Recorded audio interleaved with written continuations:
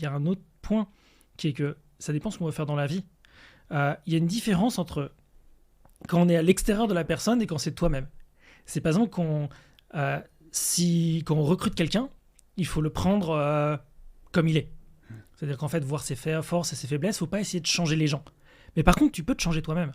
C'est-à-dire que si toi, ta motivation, c'est tu te dis, ok, j'ai envie de monter une boîte, j'ai envie de faire un projet génial, j'ai envie d'être CEO, ou j'ai envie de, je sais pas, d'être CTO, ou j'ai envie d'être je sais pas quoi, on s'en fout un peu, mais j'ai envie d'être telle personne, et que tu as envie de le devenir, et que tu mets le travail qui correspond, et ben en fait, tu peux le devenir.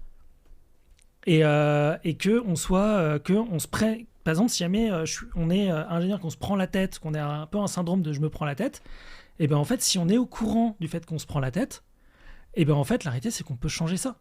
Donc à ce moment-là, il y a plusieurs façons de le faire. On peut par exemple faire appel à du coaching.